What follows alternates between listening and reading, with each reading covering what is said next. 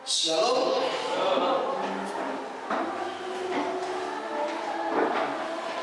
Agak sedikit lain hari ya. Tadi kayaknya nggak ada anak-anak yang kemana-kemana, nggak tahu kemana anak-anak ya. Baik, saudara yang kekasih, kita akan membaca firman Tuhan pada saat ini. Saat itu kita masuk di dalam satu pengajaran di hadapan Tuhan, apa Tuhan yang Tuhan inginkan untuk kita kerjakan pada saat ini. Semalam saya ditaruh di dalam satu ayat yang berbunyi,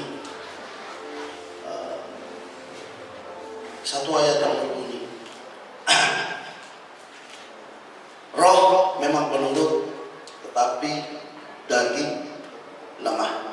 Ya, saya cari-cari ayat itu, ya, akhirnya mendapatkan juga. Ya, di dalam kitab Matius 26 ayatnya 41.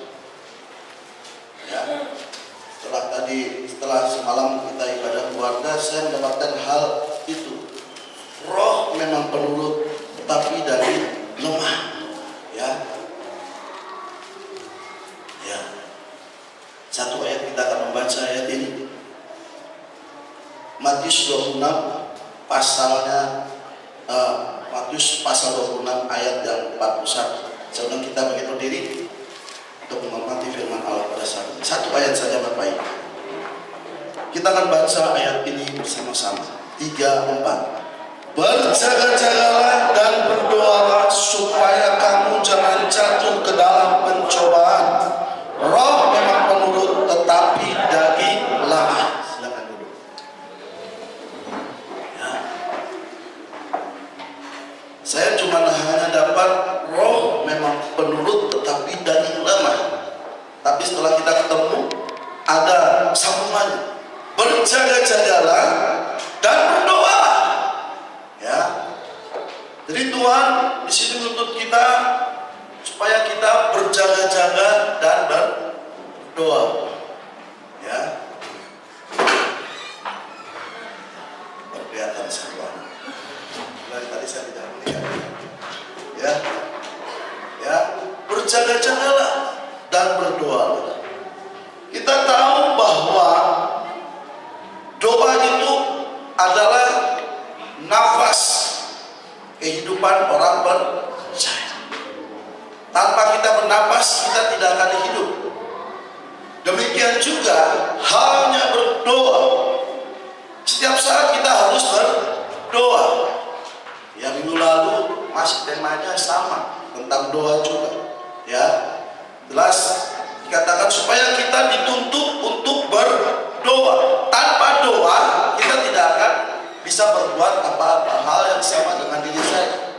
Tanpa doa juga kita tidak bisa berbuat apa-apa. Kita tidak akan bisa melalui hal-hal yang supranatural. Karena kita masih hidup di dalam daging. Ya. Jelas kita melihat apa yang telah dikerjakan oleh murid-murid Yesus. Ya, ketika Yesus ada di bumi dan dia berdoa di Taman Getsemani, murid-murid pada saat itu disuruh berdoa dan berjaga-jaga dan berdoa. Tetapi apa yang mereka lakukan setelah ditinggal oleh Yesus, maka mereka tertidur. Akhirnya yang terakhir, sudahlah kamu lebih baik tidur saja, tidak usah berdoa dan berjaga-jaga. Daging, ya, roh penurut, tetapi daging ini lemah. Kita tidak tahu. Minggu lalu kita telah mendengarkan khotbah sedikit saya ini kan, ya, saya ulang review kembali. Ya, kalau kita mau menjadi pemenang di zaman ini, yang pertama, ya, masih ingat yang pertama apa? Kita harus bertemu dengan yang ahli. Yang kedua apa? Kita berdoa. Ya, karena ini adalah hal yang utama. Doa itu adalah hal yang utama. Ya, bukan saja Yesus bukan hanya suruh kita berdoa, ya, 3 kali sehari atau 5 kali sehari, enggak, tetapi Tuhan menyuruh kita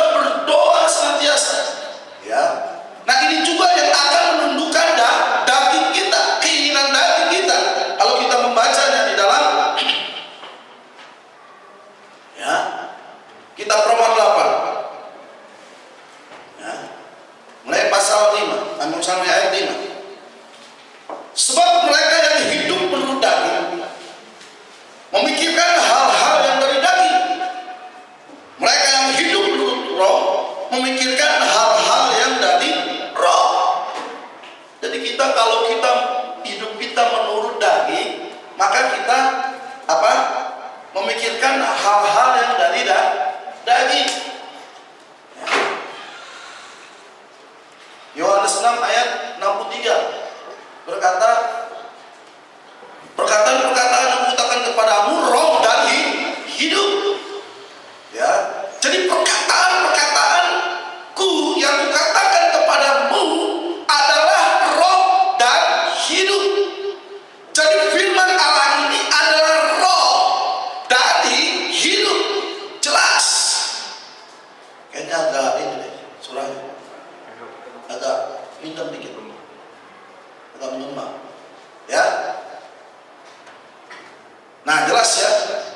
Jadi kita tahu dan percaya bahwa setiap firman Allah ya yang kita dengar adalah roh, dan itu akan membuat kehidupan di dalam kehidupan ini. Karena kita masih bersandar di dalam daging. Nah, sebab apa yang menurut daging ya, hidup menurut daging, mereka yang hidup menurut daging memikirkan hal-hal yang dari daging. Sekarang saya tanya kepada saudara, ya, untuk apa saudara hidup? Ya, saya tanya kepada saudara, ini hal penting. Untuk apa kita hidup? Ya, banyak orang hidup hanya waktunya terbuang dengan percuma. Tapi statement daripada Bapak Ibu menanyakan kepada kita, ya, Yesus telah membawa Tuhan, ya, Jesus brought God to human lives. Yesus telah membawa Tuhan bagi kehidupan manusia, dan Allah telah menjadi manusia. Allah ada tujuannya datang ke bumi ini untuk menjadi manusia, dan Dia tahu tujuannya. Dia hidup. Kenapa Allah mau turun ke bumi ini menjadi serupa dengan manusia? Ada tujuannya. Ya. Dan kita lihat, dan ketika Yesus dilahirkan, Allah menjadi manusia supaya Dia mempunyai persekutuan dengan manusia di dalam diri manusia tersebut yang namanya Yesus. Jadi Allah datang ke dunia ini, ya, menjadi manusia supaya mempunyai persekutuan dengan manusia. Itu tujuan Allah. Bagaimana caranya? Ya, ada hal yang harus dikorbankan, dan saya tidak tahu, ya, apa tujuan saudara. Saudara lebih mementingkan daging saudara, atau saudara lebih mementingkan kehidupan roh saudara yang di dalam? Kami selalu saya mengatakan bahwa manusia yang sesungguhnya dari diri kita ini bukan yang ini, betul? Tetapi yang di dalam itu manusia yang sejati dari setiap kita yang ada di sini, yang ada di dalam. Ya, kita diliputi oleh yang namanya ini daging. Karena apa ini ada daging? Karena dosa. Bagaimana caranya? Ini harus ditundukkan, harus dimatikan. Dan Allah ke dunia ini, Yesus datang ke dunia ini bukan untuk meniadakan hukum Taurat. Amin. Saya percaya itu.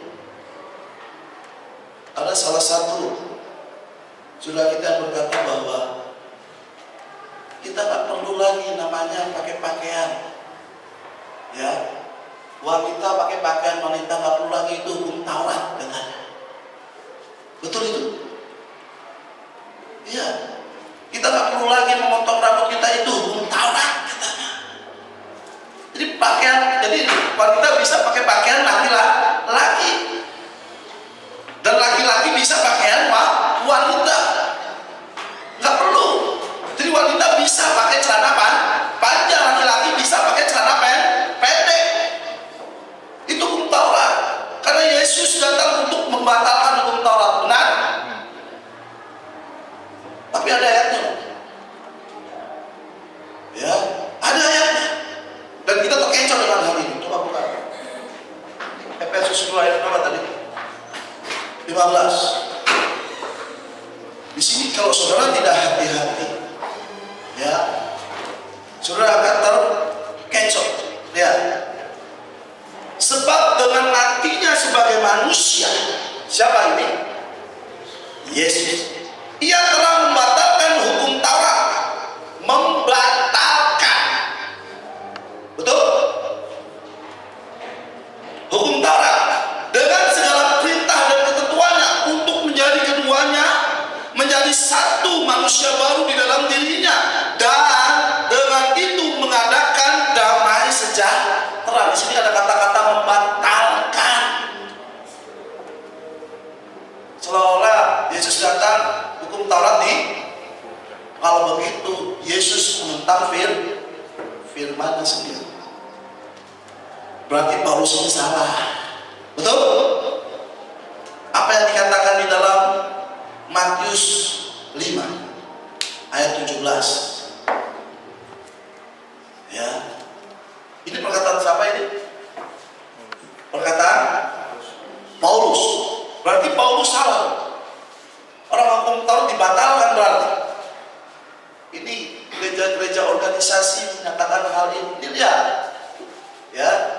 Berarti Yesus itu datang untuk membatalkan hukum Taurat. Kita lihat. Coba tolong buka Matius 7. Matius 5. Ya. Ayat 17. Nanti kita akan bahas sedikit tentang hal ini.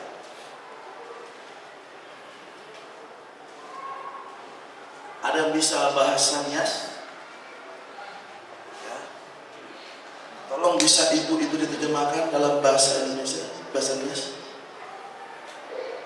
Ya. Ada? Minta tolong saya. Tadi bisa tolong nih? Bisa, tapi tidak sesuai dengan apa yang diterjemahkan. Tidak apa-apa, tidak apa-apa. Saya pelan-pelan supaya ibu ini juga mendapatkan berkat. Betul? Pas pun ada orang lihat di sini. Ya, tolong apa-apa. Ini situ. Nah, nggak apa-apa. Pelan-pelan saya akan bicara. Ya, karena ibu ini kalau nggak ngerti pun dia percuma beribadah, ya, betul. Nah, ya. Oke. Nah, nggak apa-apa nih. Jadi interpreter dulu ya. Ya. Berarti hari Minggu ya harus datang untuk terjemahkan ibu ini. Amin. Nggak kebetulan ada ibu ini kan. Nah, kita melihat, ya, Matius 5. Jangan kamu menyangka bahwa aku datang untuk meniadakan hukum Taurat dan kitab para nabi. Aku datang bukan untuk meniadakannya, melainkan untuk menggenapi. Berarti Paulus salah, betul? Nah, kita buka lagi dalam kitab Efesus. Ini hati-hati, ini trik daripada gereja denominasi supaya nggak masalah itu wanita pakai celana panjang. Kan celana panjang itu katanya hukum Taurat itu. Ya, kita lihat. Kita buka di lihat ayat 14 sampai 14. Kita lihat, ya. Ya, yang bisa bahasa Inggris tolong, ya, saya minta tolong. Ya, saya juga ada sedikit bahasa Inggrisnya, ya. Karena dialah damai sejahtera kita yang telah mempersatukan kedua pihaknya dan yang telah merubuhkan tembok pemisah, yaitu perseteruan. Di sini tidak ada kata perseteruan. Bagaimana Bro Markias? Ya, kita lihat ya. Ya, For He is our peace. Ya, karena Dia adalah damai sejahtera kita.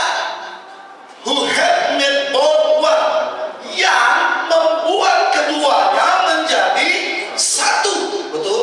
Keduanya antara hukum Taurat dengan hukum kasih karunia dijadikan satu. Kita lihat. And He brought down the middle wall of partition. Ya, dan yang telah melumpuhkan tembok, ya, the middle, tengah-tengah tembok daripada pemisah, tidak ada perseteruan. Ya, apa yang dimaksud oleh Rasul Paulus di sini? Ini jelas, ini beda sekali, dan ini menyesatkan saudara kekasih.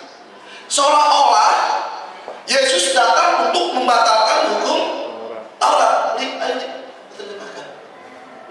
Ya, ya, sudah nih. Ya. Sebab dengan matinya sebagai anak manusia, Ia telah membatalkan hukum Taurat. Betul nggak ini perkataannya? Jelas ini berbeda. Ini jelas dah. Having abolished in His flesh, flesh the enmity, yang telah apa? Menghapuskan, betul? Menghapuskan, telah menghapuskan di dalam dagingnya, baru ini perseteruan and enmity. Ini perseteruannya. Perseteruan dari mana? Ada dua yang perseteruan ini. Hukum Taurat dengan kasih karunia. Ya, kita lihat. Even bahkan apa? The law of commandments, ya, bahkan hukum Taurat. Ya. Hukum Taurat atau perintah itu Taurat, ya. Konten tadi apa ini? Ya? Memuat. Coba. Bahkan hukum Taurat memuat di dalam apa? Ordinance. Ya. Ya, ordinance apa? Kita cari. Ya, ordinance apa? Peraturan. Ya, karena yang jago bahasa Inggris gak ada, makanya kita sama-sama pakai kamus. Ya apa-apa.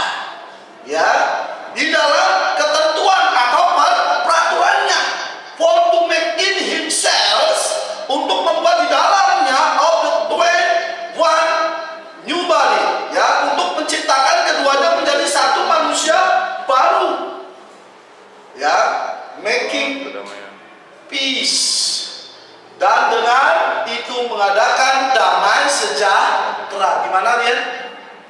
Ya. Jadi ada di sini pakar-pakar bahasa Inggris. Tidak ada apa?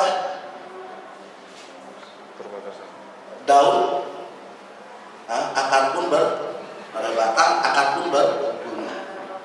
Ya. Kita lihat Bapak Ibu. Jadi Yesus datang bukan untuk membatalkan hukum Taurat. Jadi kita harus melakukan mulai dari kejadian sampai kita apa? Wahyu, itu harus kita lakukan. Ini seringkali banyak ini itu hukum Taurat. Ya, wanita jangan pakai pakaian laki-laki, itu hukum Taurat. Ada lagi yang begini, Yesus datang untuk membatalkan hukum Taurat. Mana? Berarti Paulus sudah salah. Dia menentang apa yang Yesus katakan di dalam Matius 5 ayat 17. Kita lihat. Hati-hati Bapak Ibu. Ya. Berarti kalau gitu Paulus bukan Rasul Tuhan. Nah, kita cek lagi. Ya. Dan jadi jelas Yesus datang bukan membatalkan hukum Taurat, tapi Dia menyatukan hukum Taurat menjadi kasih karunia. Minggu lalu Kamis kemarin kita telah belajar. Kita tidak lagi berada di bawah hukum Taurat, tapi kita kita berada di dalam kasih karunia. Ya, karena Yesus datang. Tidak ada lagi mata ganti mata, gigi ganti gigi. Mau mata ganti mata? Ya. Enggak Bapak Ibu. Tapi kita berada di bawah hukum kasih karunia. Baik, kita akan melihat. Ya. Jadi Allah menjadi manusia supaya dia menjadikan persekutuan dengan manusia di dalam diri manusia. Untuk apa? Untuk mencapai satu tujuan, yaitu membawa apa yang Tuhan kehendaki. Jadi mencapai satu tujuan untuk membawa apa yang Tuhan kehendaki. Jadi jelas tujuan kita apa? Kita hidup. Ya, jelas. Jangan hidup cari uang siang dan malam. Jangan Bapak Ibu. Ya, boleh Anda bekerja silakan. Ya, sampai lupa hari Minggu itu, aduh, kelewatan. Ini dan lagi kita minggu lalu kita sudah bahas tentang apa? Tentang absennya. Sekarang kita absen sekarang. Yang absen kita bukan saya, yang absen kita apa di surga, dicatat sama malaikat. Karena apa? Sakit. Apa? Ya. Kita lihat. Kita tidak berada lagi di bawah hukum Taurat, Bapak Ibu. Kita berada di bawah hukum kasih karunia. Dan tujuan kita itu jelas, yaitu membawa apa yang Allah kehendaki. Apa yang Allah kehendaki? Ini dia, firman. Ya. Seringkali kita berkata, roh penurut, daging lemah. Tuhan, aku gak sanggup Tuhan.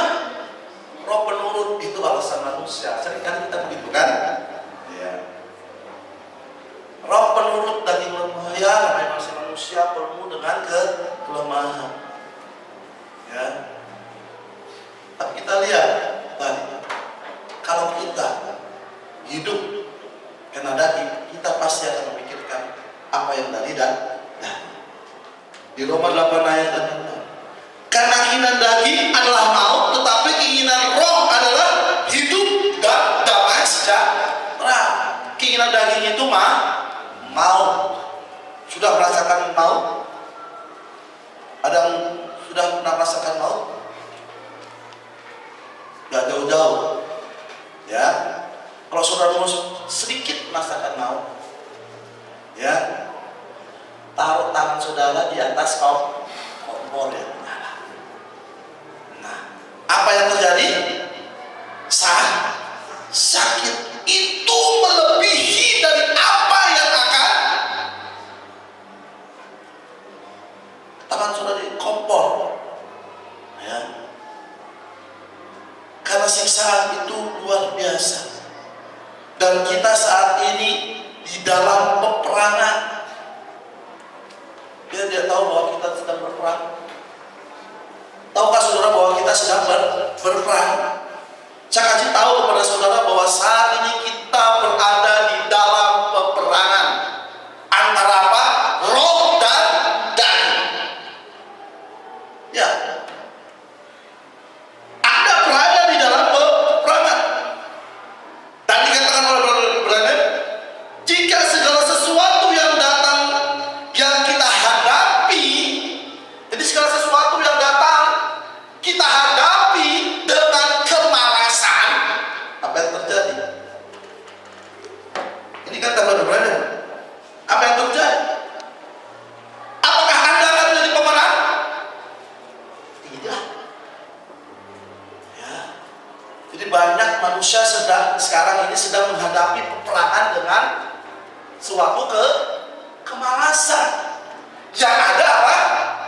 Bukan kemenangan, tetapi yang banyak adalah kejatuhan. Apa? Malas.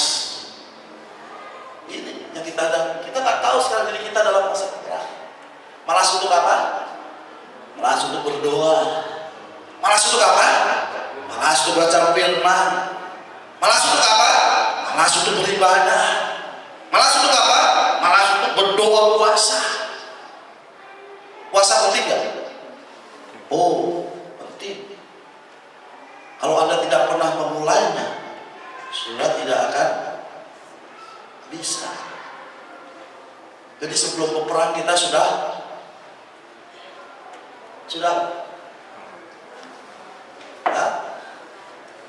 kalah duluan. Karena apa? Kita tidak pernah mau memulainya. Sudah ada doa keluarga.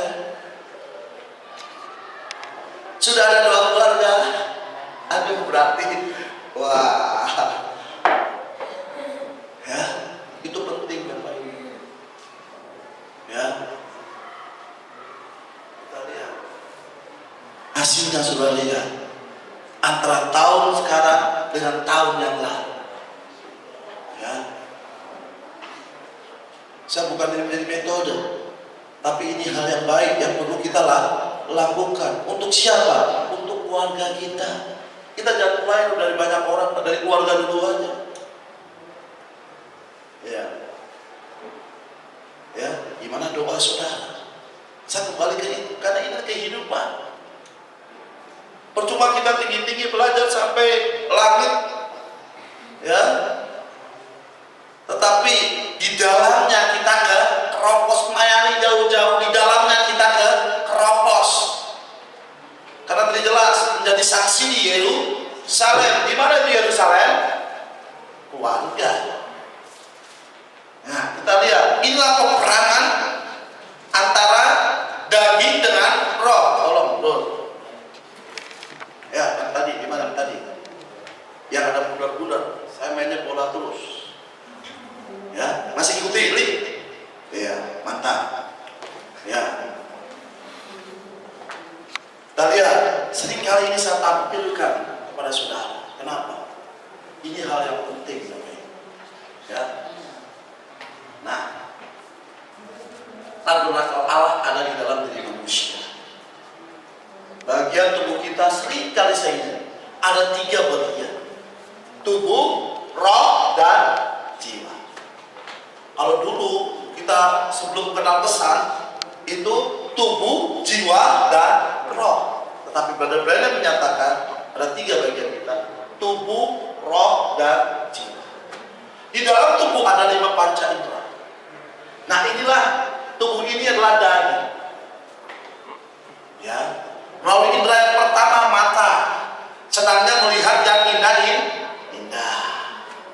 Betul? Melihat yang cantik. Ini paling penglihatan, mata.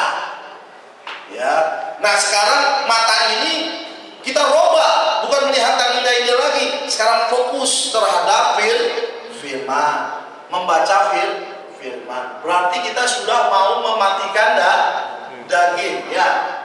Perasa, apa rasa itu? Lidah. Ya, lidah, kulit juga ya. Perasa. Ya, praba ya, praba. Ya, perasa itu lidah, mulut. Ya. Dulunya untuk bicara soal gosip, sekarang bicara tentang firman. Talking about Jesus. Ya. Mulai kita menekan daging itu supaya mati. Ini bicaranya. Ya, yang kedua, peraba. Pakai apa? Tangan. Ya. Nah. Terus apa lagi? Penciuman. Ya, hidung dan pendengaran, mendengar. Kalau dulu sukanya mendengar hal-hal yang tidak bagus, musik-musik yang tidak bagus, sekarang sudah beralih mendengarkan khotbah-khotbah, apa lagu-lagu rohani.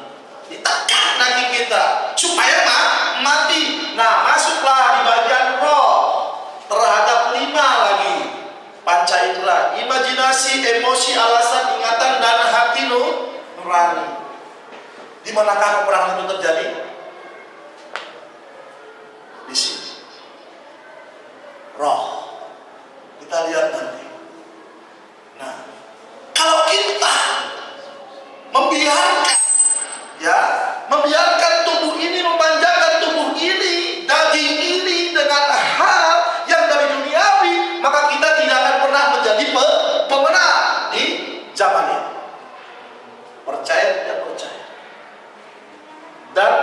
kesalahan itu biasanya belakangan. Yang lain diangkat, dia tertinggal di bumi. Nah, kalian, disinilah peperangan itu. Di sini jiwa. Ya, sudah saya bahas kemarin juga. Tarikan pertama yang ini tubuh membutuhkan tarikan pertama. Roh membutuhkan tarikan yang kedua. Tetapi jiwa saudara, hati saudara, jiwa saya, hati saya itu membutuhkan tarikan yang ketiga, yaitu firman Allah. Kalau saudara memberi makan hanya tubuh saudara, jiwa tidak pernah diberi makan, maka saudara akan terus kalah. Apalagi menghadapi tantangan tahun 2015. Ya, harusnya sudah berbeda. Ya. Nah, coba lagi. Ini yang lebih besar lagi. Bayangkan. Nah, lihat. Peperangan ini sudah dimulai. Dan kita berada di dalam peperangan. Ya. Semuanya ini bayangkan. Ya. Inilah pengaruh-pengaruh dari luar, kepedulian akan dunia ini. Pengaruhnya banyak. Kemasyhuran, godaan, ambisi, kehormatan, keinginan. Apa ambisi saudara? Sekarang harus dimatikan. Amin. Ambisi saudara harus dimatikan. Mempelai itu tidak punya ambisi. Amin. Saya tidak pernah menjadi ambisi. Tidak. Tapi saya mempunyai satu tujuan. Setiap mempelai harus mempunyai satu tujuan. Yaitu apa? Membawa apa? Kehendak Allah dalam kehidupan saya, dalam kehidupan saudara. Jadi kita senantiasa membawa kehendak Allah kemanapun kita pergi. Itu tidak akan, kalau kita bawa senantiasa, tidak ada lagi ambisi kehormatan, tidak ada lagi gila hormat. Ada gila hormat di sini? Ya, kalau masih ada gila hormat di sini, bertobat sekarang. Ya, maunya nah, ini bukan kerjaan saya, ini kerjaan saudara. Bukan. Ya. Siapa yang meninggikan diri, dia akan direndahkan. Tetapi siapa yang merendahkan diri, dia akan ditinggikan. Tidak perlu kita meninggikan diri. Oh, saya begini. Oh, tidak perlu. Ya, kehormatan, ambisinya, godaannya, keinginannya, masih ada keinginan saudara? Ya, robah keinginan saudara menjadi kerinduan saudara. Ya, terus lagi pencobaan stres. Ada stres? Halo? Ada stres? Ya, stres. Ancaman, kebutuhan, masalah, ini kebutuhan lagi. Aduh. Ya, mempelai kalau masih mikirkan kebutuhan, aduh. Ya, saya ingat kata-kata patah jauh. Ya, makan tidak makan asal ngumpul. Ya, itu patah Jawa. Kira bagus ya? Makan tidak makan asal ngumpul. Ada bagusnya dan enggaknya. Ya, enggaknya gimana kita bekerja tetap bekerja. Ya, tetapi kita atur. Bukan pekerjaan yang mengatur kita yang mengatur pekerjaan. Amin. Amin. Ya. Nah, stres lagi, ancaman, kebutuhan, masalah. Ada masalah? Ya. Masalah pasangan hidup ada? Nggak ada. Masalah keuangan ada? Nggak ada. Oh, nggak ada.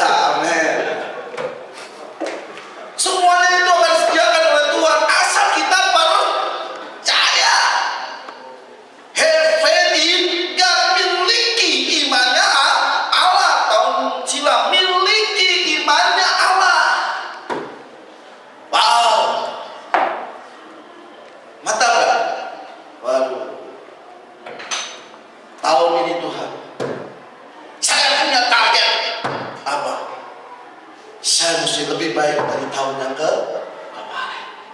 Baik apanya? Ya, semuanya baik. Jangan hanya ekonominya saja yang baik, iman kita merosot. Jangan. Dua-duanya harus baik. Baik iman kita, baik ekonomi kita. Di hadapan Tuhan. Dunia boleh stres dengan ekonomi. Ya, cabai sekilo sudah 100.000. Ada yang stres karena cabai 100.000? Hah? Ya, bensin naik 2.000, mulai bingung. Ya, nggak perlu bingung Bapak Ibu. Ya, firman Tuhan kan berkata, carilah dahulu kerajaan Allah, maka semuanya akan ditambahkan. Ya. Jadi menghadapi tahun 2015 ini bukan pakai intelektual kita, nggak kena Bapak Ibu. Ya, nggak akan kena. Pakai apa? Pakai iman. Itu yang jelas. Ada perkataan benar-benar di sini. Ya. Apa yang akan? Apakah kita akan menjadi pemenang? Tidak. Peperangan itu hanya dapat kita atasi. Yang pertama dengan firman Allah dan kesaksian kita. Ya. Anda harus mengatasi segala sesuatu yang terjadi karena kita tahu kita akan menemukan kendala atau situasi yang sangat rumit. Kita hadapi semuanya itu dengan firman Allah, dengan iman kita kepada Tuhan. Karena iman timbul daripada pendengaran. Nah, kita hadapi itu Bapak Ibu. Ya. Saya kasih mau trik, saya kasih mau ini. Kalau saudara punya pemenang, ya, saudara harus seperti seorang tentara. Ya. Seorang tentara itu pada waktu masuk, kata Brother seorang tentara. Dia pasti ketika saudara masuk tentara, maka saudara akan di-training, dilatih. Latihan apa yang paling berat? Ya. Seorang tentara itu kalau pangkatnya jenderal, dia harus lebih dahulu merayap. Ya, saudara tahu jenderal-jenderal itu dulunya pernah dari bawah, pernah merayap. Artinya apa? Dia harus merendahkan dirinya. Makanya ketika dia jadi jenderal, ya, dia tahu situasi dan kondisinya. Dia harus dari bawah, ya, dia harus merayap, merendahkan dirinya. Sama halnya dengan Yesus. Yesus ditinggalkan kenapa? Karena dia sudah merendahkan dirinya. Itulah tentara, dia merayap, berjalan. Ya, itulah kunci kemenangan daripada mempelai, merendahkan diri. Ya. Ini pun kalau kita tidak hadapi serangan dari luar ini serangan fajar. Ya, tiba-tiba bangun, ya sudah diserang. Nah, terus apa lagi? Kebencian. Lihat, kebanggaan, nafsu, perdebatan. Ya, satu serang. Kalau firman Tuhan untuk diperdebatkan, saya tidak mau. Firman Tuhan bukan untuk diperdebatkan. Ya, untuk dipercayai dan dilakukan, hanya itu. Ketakutan, suka bertengkar, iri hati atau cemburu, arogan, sakit penyakit. Ini peperangan. Berapa musuh kita? Banyak gak? Oh, banyak sekali. Ini hanya bisa kita kalahkan dengan firman, dengan imannya Allah. Sekarang tergantung daripada kita, mau nggak kita pakai, ya, mau nggak kita pakai. Nah, ya, kita melihat itulah cara bertindak beberapa orang Kristen, ya. Jadi susah seorang untuk mendahkan diri, kita memang agak susah. Kenapa? Karena kita masih ada daging, ya. Itulah cara bertindak beberapa orang Kristen, ya, bahwa kita ingin mendongak untuk semua yang hidup beribadah di dalam Kristus akan menderita aniaya. Secara tidak sadar, kalau saudara mau hidup bersama dengan Kristus, kita harus menderita aniaya. Ya, 2 Timotius, kita melihat 2 Timotius 3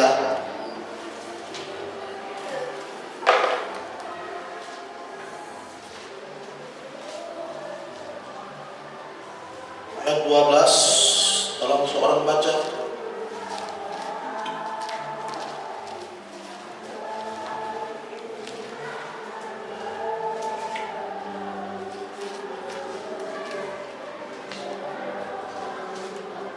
Ayat 12 dan 13. Ada baca? Baik, memang setiap orang yang mau hidup beribadah di dalam Kristus Yesus akan menderita aniaya. Sedangkan orang jahat dan penipu akan bertambah jahat. Mereka menyesatkan dan disesatkan. Ya, menyangkal diri, memikul salib. Artinya kita tahu bahwa mengikut Kristus itu bukannya enak, tapi kita harus menderita aniaya. Ya, kita mau dilecehkan dengan orang lain, kita mau direndahkan orang lain, itu bukan urusan kita, ya. Dan kita tahu setelah itu apa yang harus kita lakukan?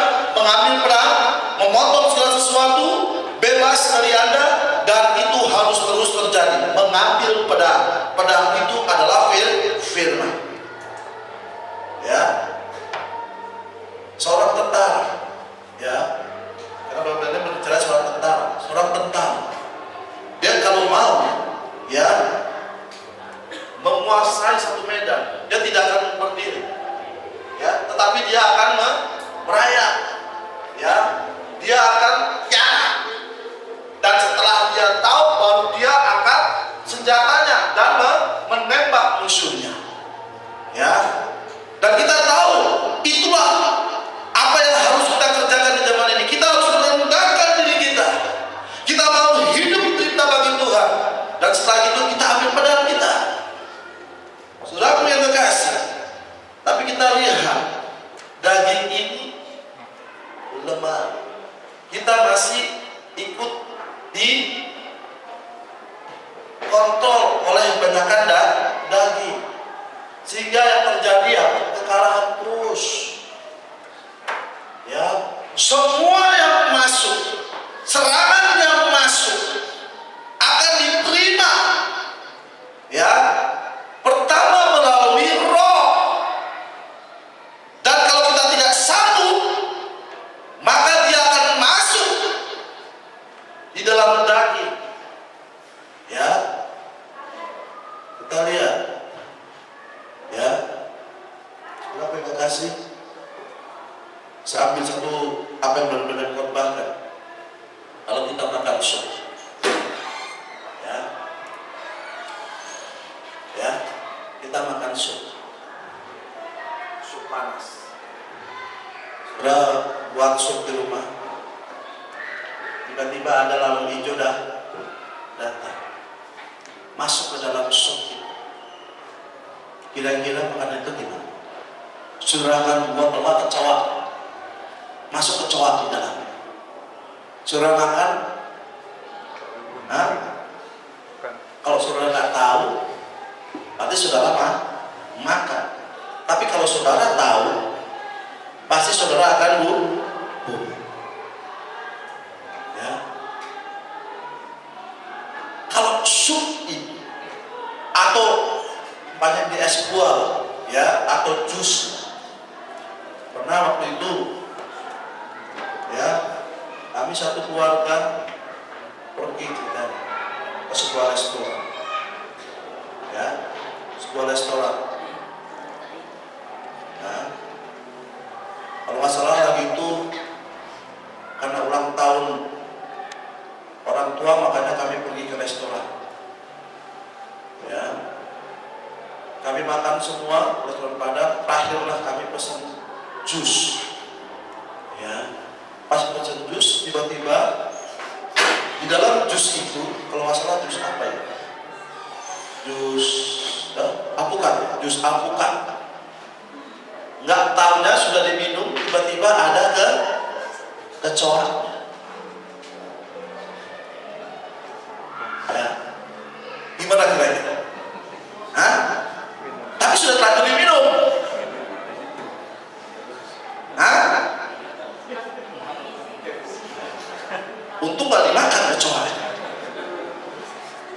Coba. Lihat. Ya, kita mungkin melihat biasa-biasa saja. Kata ini jelas dikatakan di sini.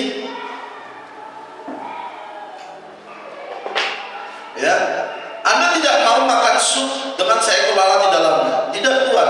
Anda tidak akan makan, tidak akan. Anda akan membayangkan takut untuk makan makanan yang tampaknya tidak tepat dan terkontaminasi, karena Anda tahu itu mungkin, ya, dapat meracuni Anda. Ya.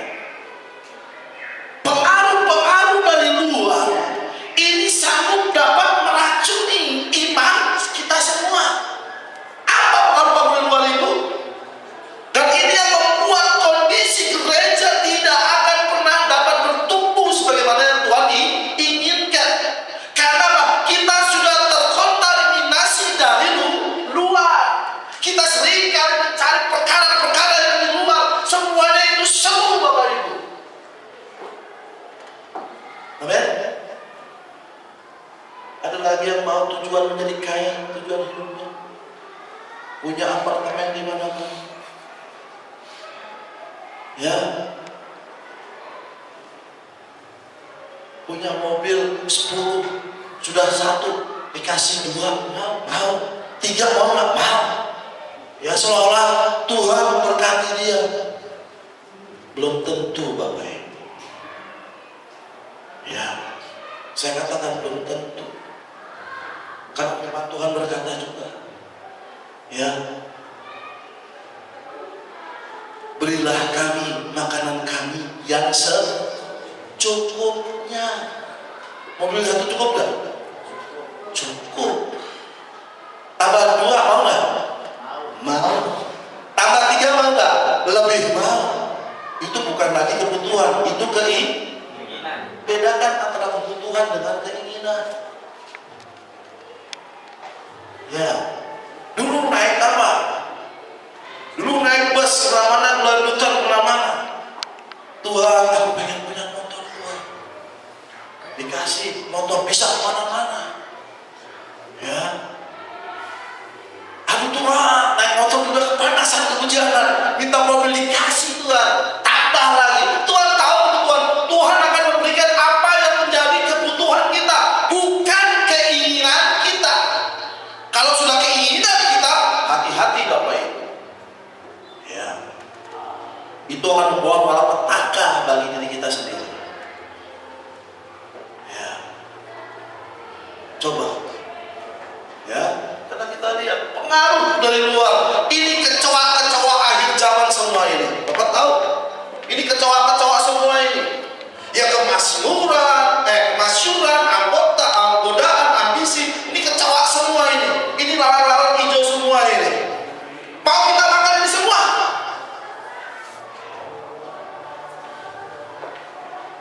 Dan Bapak Ibu,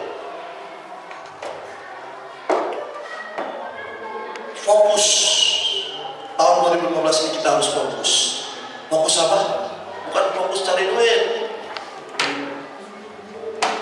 Fokus cari duit. masa depan tidak perlu. Saudara percaya firman? Masa depan kita di mana? Hah? Di mana? Masa depan kita di mana? Di uang saudara? Tidak. Uang saudara bukan masa depan. Pendidikan saudara? Tidak. Pendidikan saudara yang tinggi itu bukan masa depan saudara. Apalagi? Iya. Harta kekayaan saudara tidak. Masa depanku ada di dalam Tuhan. Sebab dia hidup, maka ada hari esok. Sebab dia hidup, ada hari esok. Wow. Saya mau lihat hari esok. Ya. Saya mau lihat nanti anak cucu kita. Ya. Yang sudah tua jangan pernah ciut. Harus pacu imannya. Lihat firman Tuhan. Pada masa tuaku Yesus tetap menggendong aku. Gak usah takut. Yesus, firman itu yang menggendong. Bapak digendong sama Tuhan. Itu firman loh. Digendongnya kita pada masa tua kita. Ya. Sekarang bagaimana kita? Saya bukan menentang. Saya bukan menentang orang yang pendidikan tinggi punya pendidikan. Silahkan. Saudara cari pendidikan setinggi-tingginya. Silahkan. Karena Brother Branham juga tidak pernah menentang pendidikan. Amin. Tapi hati-hati dengan pendidikan saudara. Satu. Ya. Saya tidak pernah menentang pendidikan. Ya. Pendidikan baik-baik saja. Tetapi orang-orang yang mendapatkan pendidikan yang sangat tinggi, lihat, perhatikan. Sampai mereka berpikir mereka tidak banyak, sampai mereka berpikir mereka lebih banyak tahu daripada Allah. Itu akhirnya. Hati-hati dengan pendidikan. Kalau pendidikan itu sudah tidak berkenan kepada firman Allah, lepaskan. Ya, contohnya sudah ada kan? Paulus. Ya, contohnya ada. Paulus. Paulus pendidikannya tinggi nggak? Tinggi. Dia orang jenius, orang pintar pada zamannya. Dia muridnya siapa? Dari seorang guru besar yang terkenal di zamannya, yaitu Gamaliel. Dia dididik, diajar dengan cara-cara daripada hukum Taurat, supaya dia mampu untuk mengatasi orang-orang yang sudah keluar dari hukum Taurat. Tapi ketika dia bertemu dengan Yesus, luntur semua pendidikan. Ku anggap semuanya sampah. Luntur semua pendidikannya. Nah, kalaupun kita punya pendidikan tinggi, tapi kita masih menganggap kita yang hebat, biasa orang pendidikan tinggi kan pasti dia paling hebat kan? Betul nggak? Lihat orang-orang profesor, doktor semua, mana mau dia? Paling hebat, jalannya sudah petentang-petenteng semua. Ya, mana mau dia? Apalagi kalau namanya sudah apa namanya? Apa sih namanya itu ya? Pribadinya itu sudah terganggu. Mana mau orang-orang pendidikan tinggi itu? Dia pasti akan marah. Itu bukan urusanmu. Pasti itu yang terjadi. Yang ada hanyalah apa? Kebanggaan. Kecoa kebanggaan. Ini kecoa semua ini. Mau makan kecoa?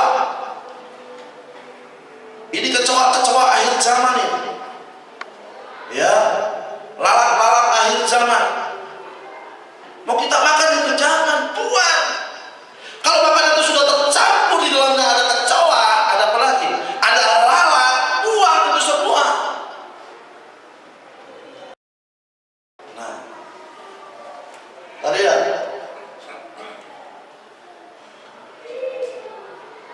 Setelah itu apa yang terjadi? Sampai mereka berpikir mereka lebih banyak tahu daripada Allah, dan kemudian mereka kehilangan tujuan, akhirnya kehilangan arah tujuan. Tujuan kita tadi satu loh, membawa kehendak Allah dalam kehidupan kita. Itu tujuan mempelai. Kalau saudara benar-benar mempelai Allah, saudara membawa kehendak Allah dalam kehidupan saya. Artinya apa?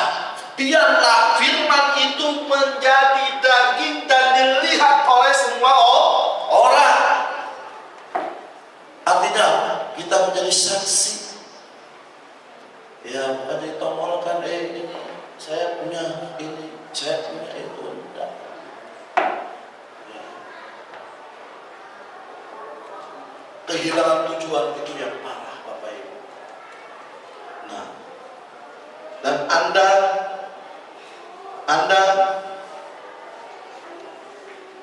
Anda harus melupakan semua yang pernah Anda kenal dengan pengetahuan Anda sendiri untuk mengenal Kristus. Dan Anda hanya datang seperti anak kecil dan menerima Dia. Jadi membuang semuanya. Ya. Maka Tuhan pun akan menyatakan dirinya dalam kehidupan. Nah, kita melihat untuk kita berjuang menghancurkan setiap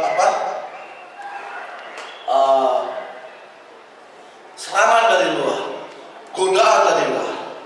Ya, karena tadi kita lihat, karena kinan daging adalah maut, tetapi kinan roh adalah hidup dan damai sejahtera. Di ayat yang ke-7 dari Roma 8, sebab kinan daging adalah perseteruan terhadap Allah, karena ia tidak takluk kepada hukum Allah. Hal itu memang tidak mungkin bagi mereka.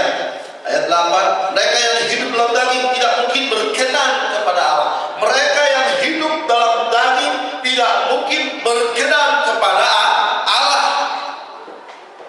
Ya, masihkah kita berkenan kepada Allah? Bagaimana caranya? Matikan segala kinan daging kita. Tetapi kamu tidak hidup dalam daging, melainkan dalam roh. Jika memang roh Allah diam dalam kamu, tetapi jika orang tidak memiliki roh Kristus, ia bukan milik Kristus. Tetapi jika Kristus ada dalam kamu, maka tubuh memang mati karena dosa, tetapi roh adalah kehidupan oleh karena apa? Kebenaran. Saudaraku yang kekasih, kita lihat tahapan kita saat ini. Kita lihat bagaimana perjuangan hidup kita pada saat ini. Dulu kita masih berada di bawah hukum Taurat, tapi saat ini sudah kita berpindah ke dalam hukum kasih karunia. Sudah lihat, ya, di dalam Alkitab sudah bisa buka indeks dalam Alkitab yang paling depan. Di situ ada tertulis, ya, perjanjian lama, ya, Kejadian, Keluaran, Imamat, Bilangan, Ulangan, Yosua, Hakim-Hakim.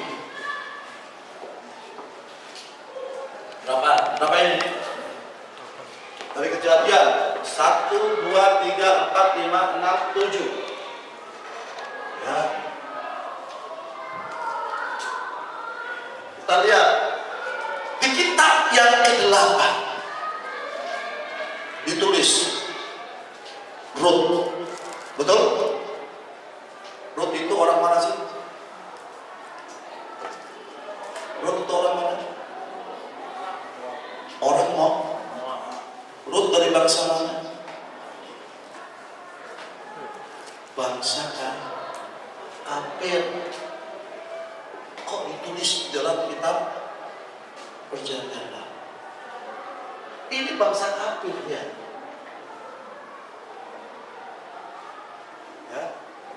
Rut bangsa Kafir, ya, Moab bangsa Kafir itu mana? Moab atau bangsa Yahudi? Ada berapa bangsa di dunia ini?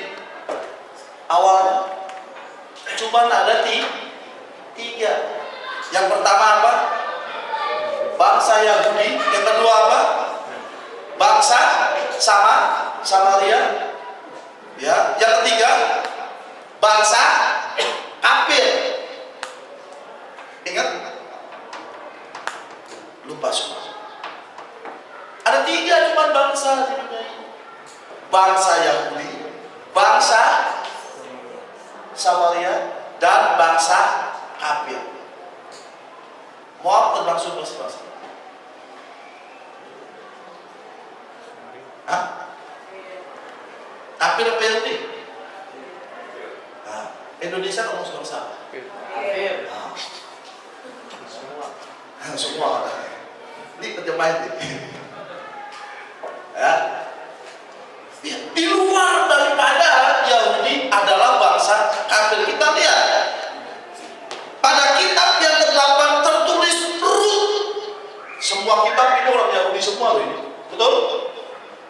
Tetapi di kitab yang ke-8 Rut dari bangsa kafir. Saudara nggak bangga dengan ini? Saya yakin ini inspirasinya daripada Tuhan sendiri. Diletakkan pada kitab yang ke-8. Dari Kejadian sampai Hakim-Hakim. Ada berapa kitab? 7 kitab. Inilah kitab ya perjalanan daripada bangsa Yahudi, bangsa Israel. 70 minggu Daniel. The 70 weeks of Daniel. Nah, kita lihat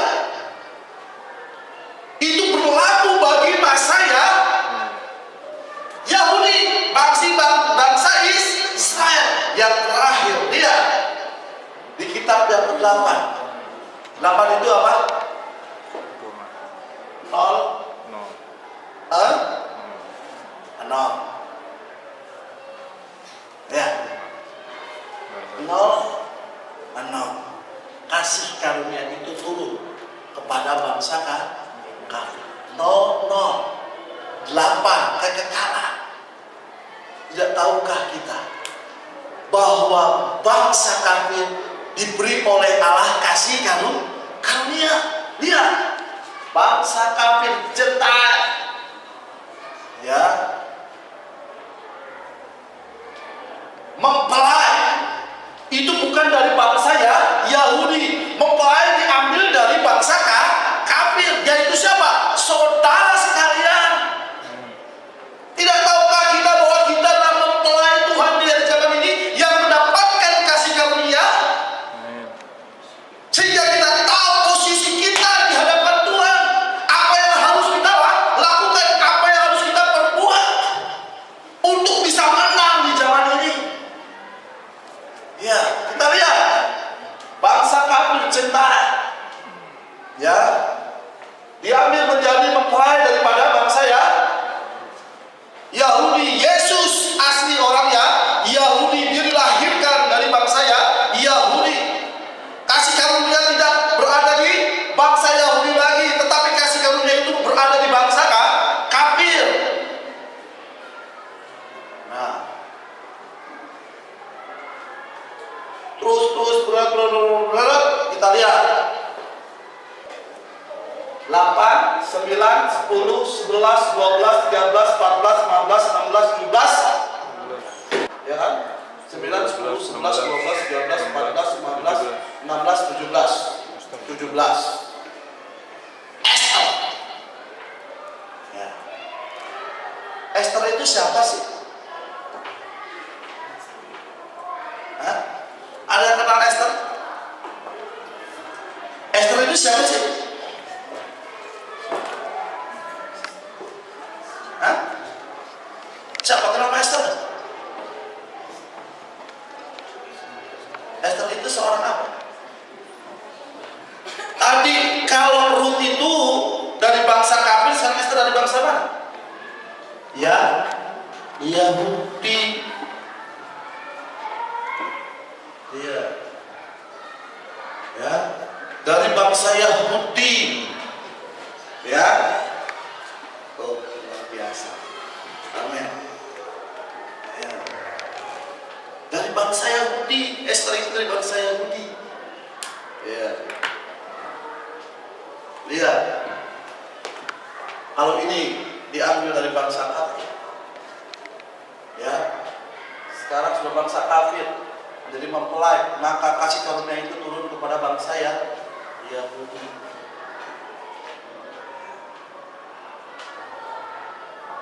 Kita lihat di sini, ya, dari Yahudi, ya, karena bangsa kafir mempelai, maka kasih karunia itu. Ini pengenapan daripada Wahyu berapa? Wahyu, masih ingat? Wahyu berapa?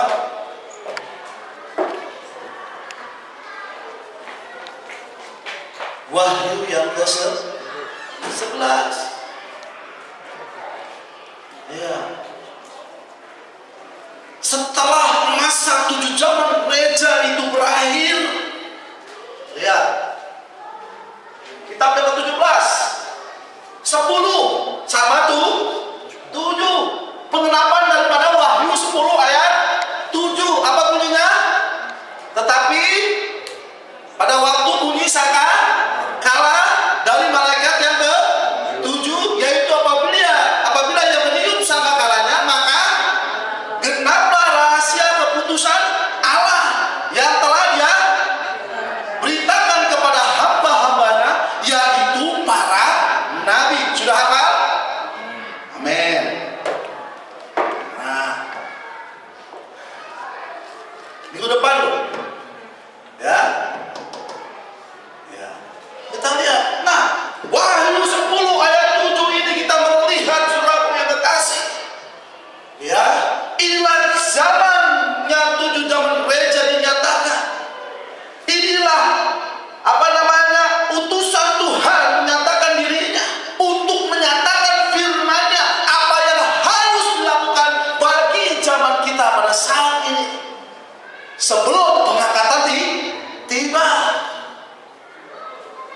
Oh, haleluya. Kalau di sini tidak ada lagi yang namanya daging. Kita sudah masuk di dalam roh dan harus masuk di dalam roh. Dan kita tahu. Jadi kita tahu apa tujuan hidup kita, sehingga kita tahu dan kita harus bersiap-siap untuk menyongsong kedatangan Tuhan yang kedua kali. Apa yang harus kita lakukan? Masih lagi kita berangan-angan akan dunia ini? Oh no, mempelai tidak punya keinginan akan dunia ini.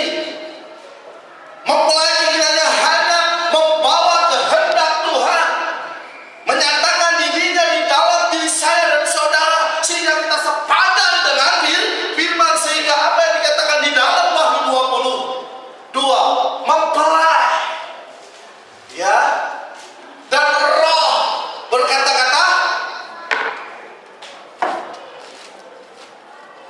ya, hal yang sama. Tapi ya, Wahyu berapa?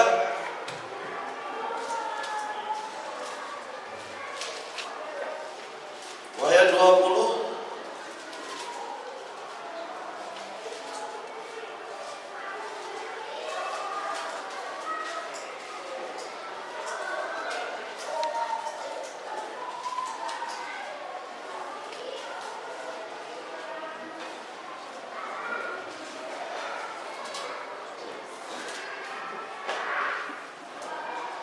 Wahyu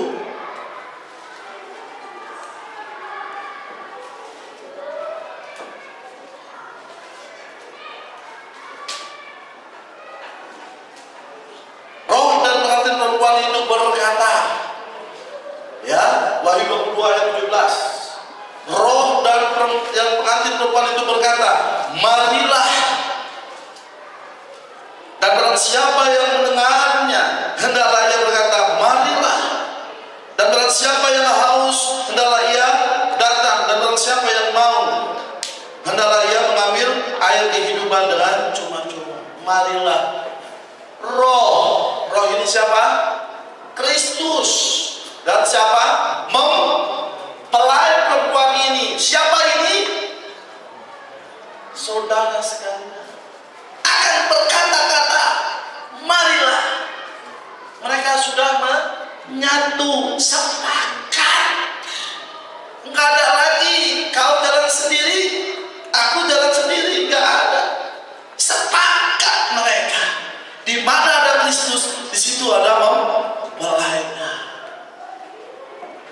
Haleluya. Dan itulah yang ditunjukkan oleh malaikat yang ketujuh kepada Yohanes.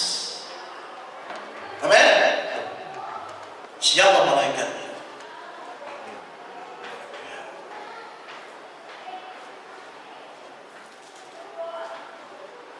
Saudara yang kasih dalam nama Yesus. Ya, ini kita tahu supaya kita tahu apa yang harus kita kerjakan. Tidak ada lagi kemalasan di dalam diri mempelai. Amin. Ya. Dan kita tahu Yohanes di Pulau Patmos telah bertemu dengan brother. Amin. Ada ayatnya. Jadi jangan dari bilang ada. Dan itu jelas siapa malaikat itu. Sudah baca di dalam sedikit lagi Bapak Ibu.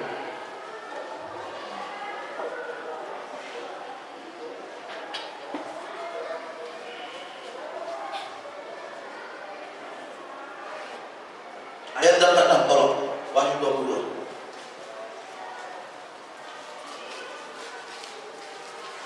Ayat 17. Ayat 6. Wahyu 20 ayat 6 sampai 11. Dan ia berkata kepadaku, siapa ia ini? Perkataan-perkataan yang tepat dan benar adalah Yesus, ya Tuhan. Dan Tuhan Allah yang memberikan roh kepada para nabi telah mengutus malaikatnya untuk menunjukkan kepada hamba-hambanya apa yang harus segera terjadi. Kepada malaikatnya ini tunggal, ya. Amin. Untuk menunjukkan kepada hamba-hambanya apa yang harus segera terjadi. Sesungguhnya aku datang segera. Berbahagialah orang yang memiliki perkataan-perkataan nubuatan kitab ini. Dan aku Yohanes, akulah yang telah mendengar dan melihat semuanya itu. Jadi Yohanes yang telah mendengar dan melihat semuanya itu. Dan setelah aku mendengar dan melihatnya, aku tersungkur di depan kaki malaikat. Malaikatnya kecil yang telah menunjukkan semuanya itu kepadaku untuk menyembahnya. Jadi Yohanes itu mau tersungkur di depan malaikatnya itu,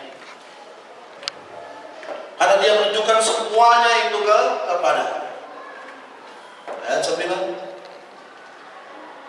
Tetapi ia berkata kepadaku, ianya ini besar atau kecil? Kecil. Jangan berbuat demikian. Aku adalah hamba. Aku adalah hamba. Siapa itu? Malaikat tersebut. Sama seperti engkau dan saudara-saudaramu, para nabi dan semua mereka yang mengikuti segala perkataan kitab ini. Sembahlah Allah. Siapa malaikat ini?